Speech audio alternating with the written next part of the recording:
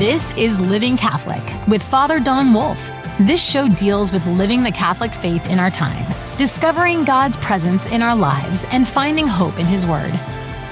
And now, your host, Father Don Wolf. Welcome, Oklahoma, to Living Catholic. Father Don Wolf, pastor of Sacred Heart Parish and the rector of the Shrine of Blessed Stanley Rother. There is one question that may be one of the most contentious in the entire history of Christian belief. This one notion has determined the belief structure and direction of entire branches of Christianity and has even founded and ended whole denominations.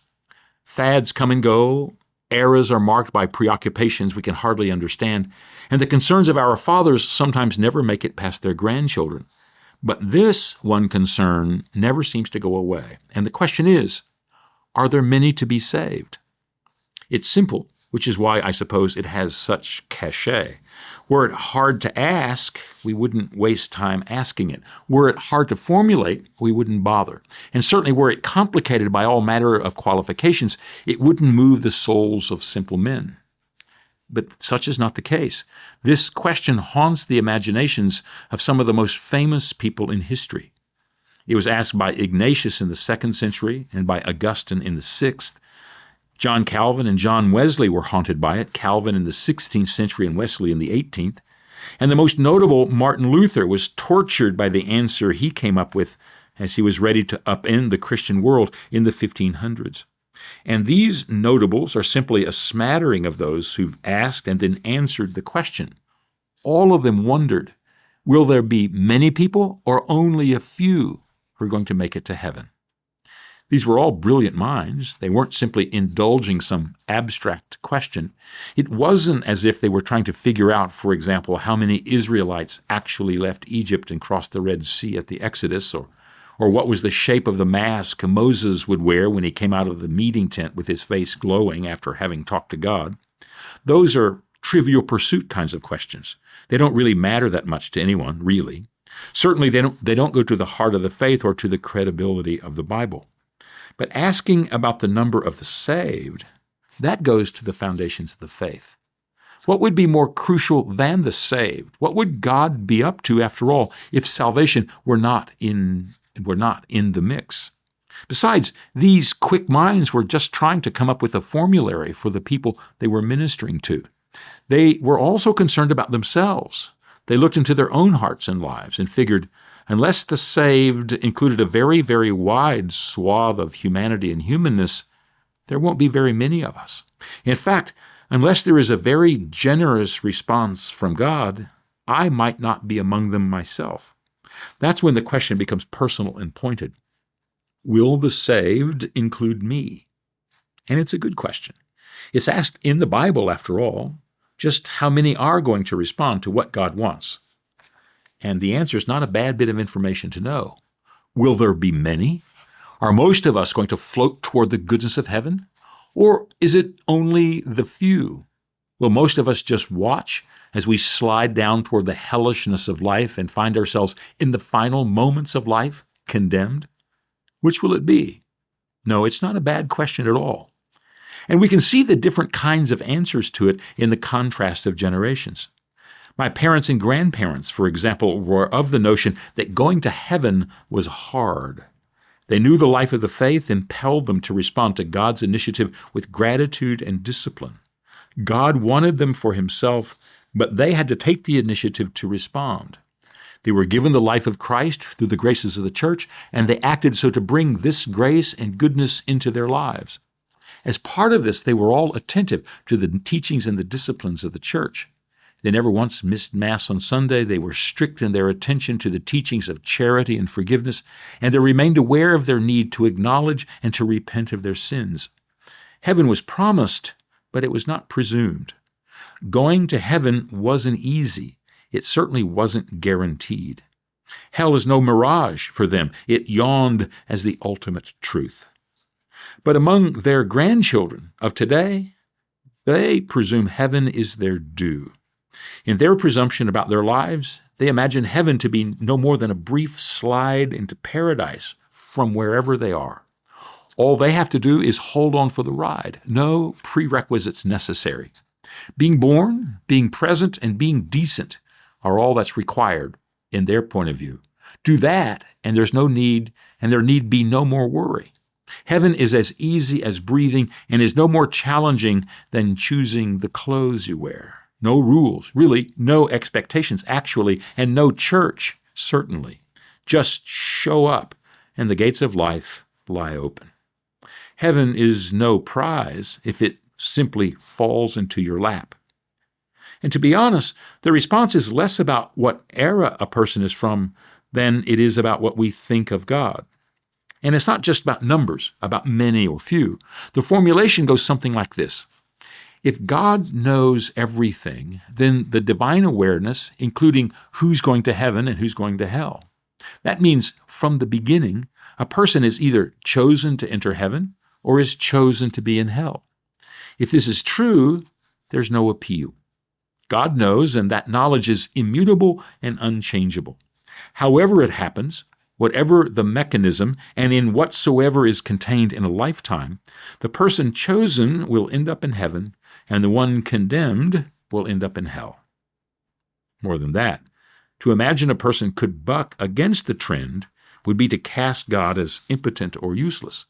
If God had chosen to condemn, but there was some mechanism to undo this choice, then the person or the machinery of life would be more powerful than God. And that couldn't be the case.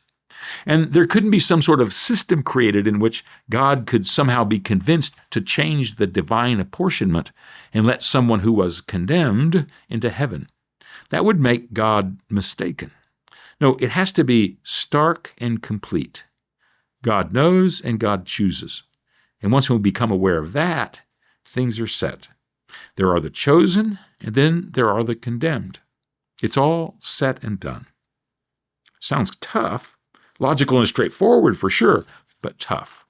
There's not much room to wiggle around in those conclusions. Either God is through and through, either God is God through and through with the power to condemn just because he wants to and saves just because he wants to, or we're through with God being God.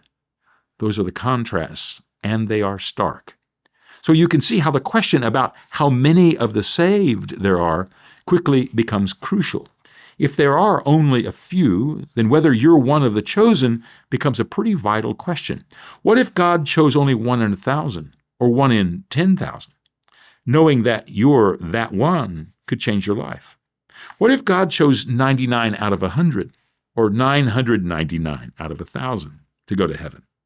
Knowing your disposition would still be comforting, but the contrast would be less. In truth, as long as you're chosen, whatever the odds, your life would be fine. It's in the knowing that makes the difference. In fact, whole groups of Christians fell out over these questions, coming down on one side or the other about how important it is to know about being chosen or not. About 500 years ago, when the Reformation started, this question had the power to shake the foundations of the faith throughout the world. In fact, knowing whether or not has formed the life of believers all over. It is in the answer to this concern, am I chosen, that we experience on Sunday morning, that what we experience on Sunday morning is shaped. What we do when we gather on Sunday depends on what we believe about how many and who.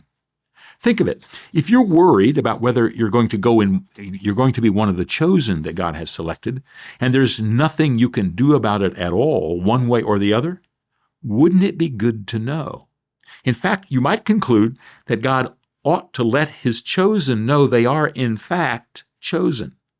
That way, they can fearlessly do God's work and work here amid their chosenness.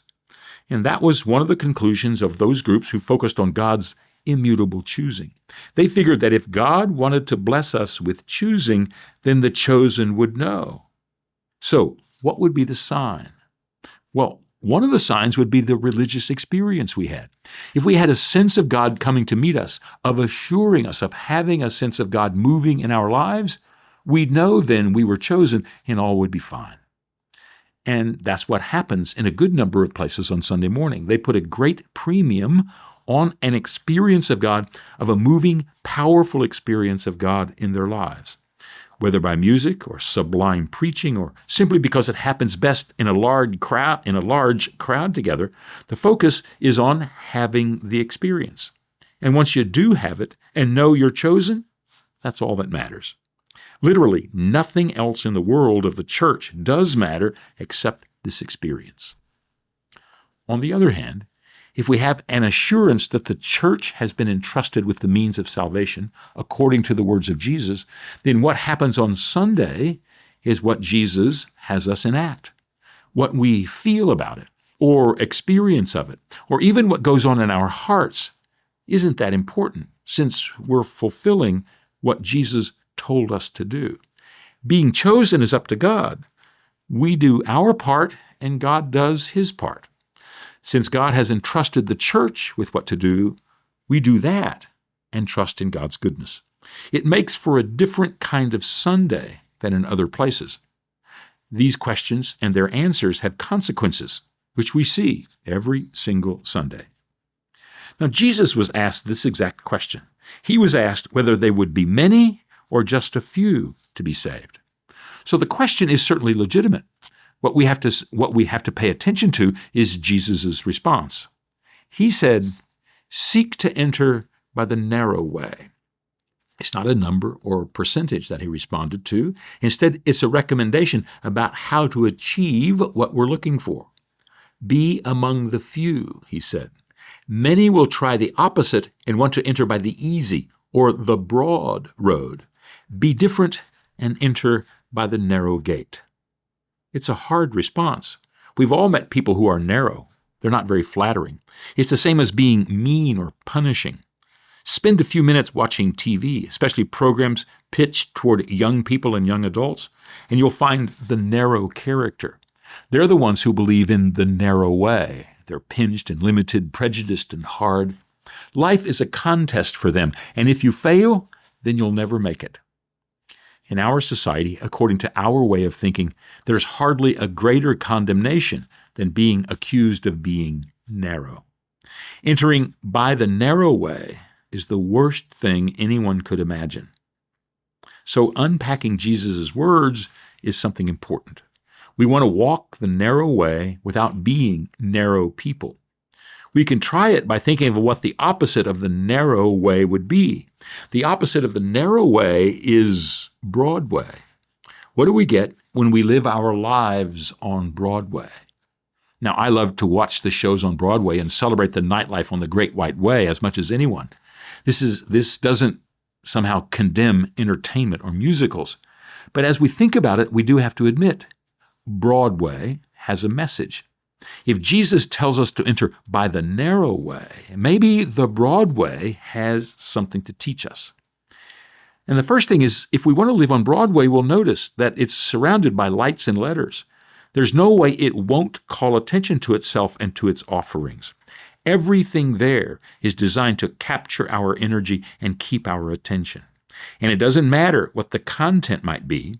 When looking at a theater where the great shows are playing, what's the difference between a really wonderful play and a terrible one? On the outside, among the neon and the glitz, nobody can tell. They all invite attention and interest in exactly the same way. They want to make sure everyone's talking about what's playing. They want everyone to hear the buzz and the beauty. The Broadway is what everyone expects, what everyone wants, what everyone is focused on. The narrow way is different. It's subtle and quiet. The narrow way is usually calm, serene among those who experience it. To enter by the narrow way is its own reward. It produces its own fruit, and it doesn't need the impulse or the light from something else. If the broad way is the blinking lights and giant letters of opening night, the narrow way is the kitchen cupboard door and the cutting block for Sunday supper. The Broadway is the excitement and drama that captures our attention and holds our energy. There are great dramatic stories and moving plots, betrayals and resolutions and wonder. To go to Broadway is to experience the highs and lows of human life and human history in ways impossible to reach just on our own. We can cry at the depth of misery and laugh at the foolishness of humanity in ways we would never do if we were just at home considering the smallness of our lives. Nearly 1 billion people, for example, have seen Les Mis and shed a tear when Fantine dreamed a dream. They roll their eyes at the foolishness of the young revolutionary students when they sing of the new day that will dawn when righteous blood is shed. We cry and laugh and are made whole, because that's what drama is for. But that is all at a distance. We regard the drama and the comedy there on the stage, and when we see it, we can see it in ourselves, reflected into the darker corners of our souls. In fact, we're dignified and deepened by what we experience. But it's there on the stage, and it's there during those 2.5 hours away from us, even as it sparks something in us. That's the Broadway. The narrow way is to shed the true tears of our own mistakes and our own foolishness. The narrow way is to look up and to lean into the world that surrounds us. It is the world we can't walk out of or leave early. There are no spectator seats in life, only the starring role when we enter the narrow way. It happens only in the middle of life. When the doctor comes back to the waiting couple in his office and he tells them the tests have determined that their new baby will be Down's syndrome, for example, they're not able to shed a tear, then dry their eyes, and find a taxi back to their hotel, as if the play then ends. When they embrace the truth that they've received and they are determined to love this child because it is their child and as deserving of life as their own selves, they've entered the narrow way for the next 60 years, every day and every moment of the day. There are no rehearsals, no second acts, and no silly interludes in the narrow way. There is life and the presence of the Lord and the promise of hope. And it's all lived out and given and made whole completely and intensely every day. That's the narrow way. And finally, the broad way is to escape from death. That sounds wide and broad, to escape from death, but that's what they're doing actually on Broadway. Of course, when we watch drama on stage, we're reminded of the tragedy of dying and the sadness of losing. Who hasn't shed a tear when the shortness of life and the cruelty of nature wins out over the charm and beauty of the people who are loved and celebrated? We weep at Romeo and Juliet. We're struck by the cruelties of the judges in The Crucible, and the mania of the Phantom of the Opera moves us. On the Broadway journey, we approach the truth of death and the inevitability of failure. We learn to keep our stiff upper lip and our ironical composure as we face the facts of living and dying. But on Broadway, this carries with it a nobility, a purpose beyond the harsh facts of life coming to an end. Death is the pathway to seriousness and the prelude to understanding for those who want to be serious. It's the one truth that can't be denied. But we go to the Broadway to stay away from death. With all of our regard and with all of the celebration of our sensitivity, we keep death pushed to the end of things. It's the final insult and the ultimate surrender to the cruel world we occupy. The story of life is the story of the world that ends in tears and in sobs. But we keep it away from us by regarding it as something up ahead. We're moved by it by keeping its harshness off stage. The nastiness of dying is surrounded by the careful concern and the decent response of those who are shocked and stirred. If we have these emotions, these tools, then death stays wrapped in the explanations of tragedy. On the narrow way, we embrace death. It is up close and part of the life we've been given.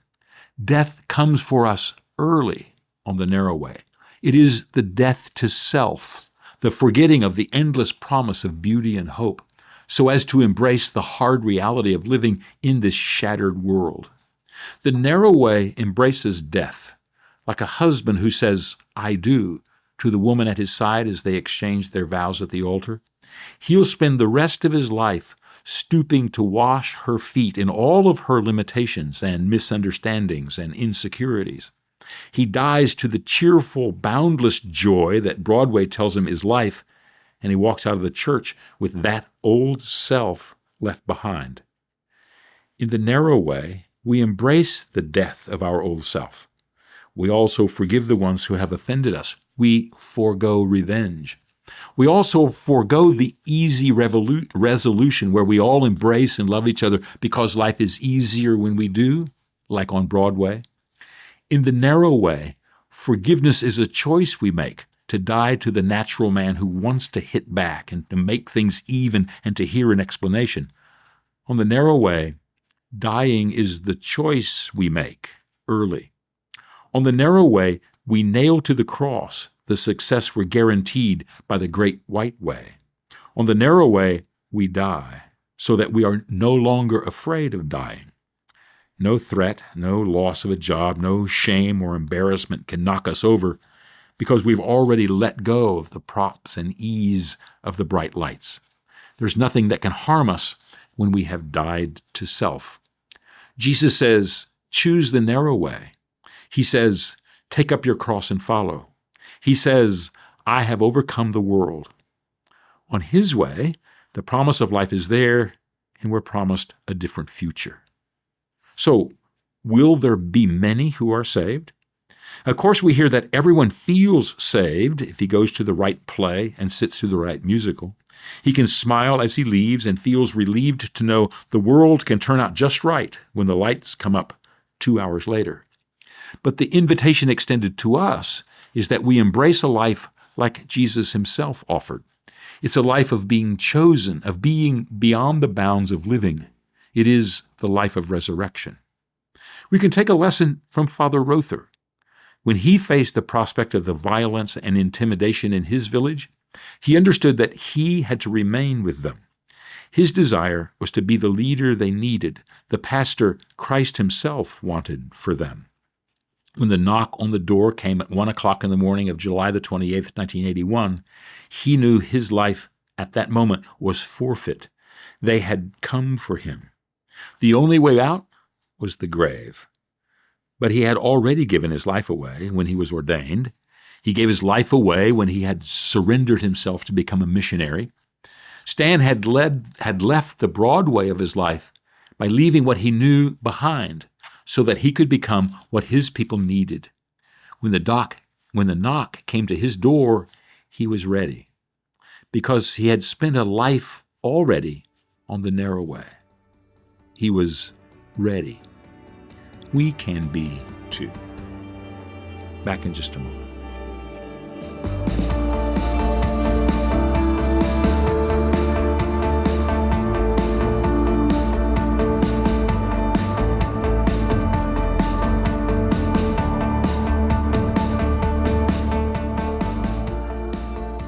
Welcome back to our final segment, Faith in Verse. We have a poem today called The Cross Upon the Wall. There is a cross upon the wall where I sit to study and read. It's a smallish room off the hall where I have the books I need.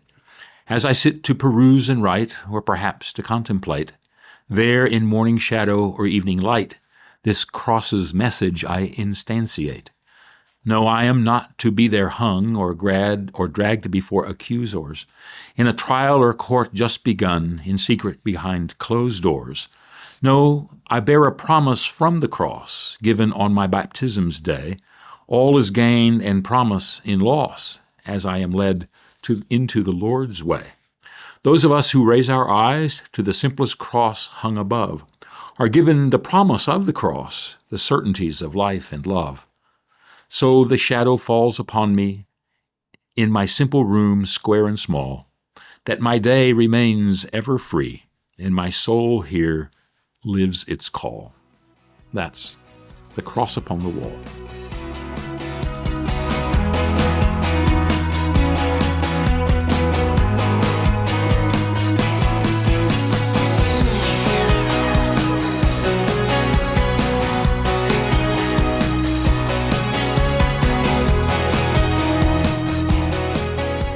I hope that in the weeks to come, you can continue to join us here on Living Catholic. We depend on you because it's what we want to do together as we explore what it means to be living this faith we have received. Hope to see you then. Living Catholic is a production of the Archdiocese of Oklahoma City for Oklahoma Catholic Radio. To learn more, visit okcr.org.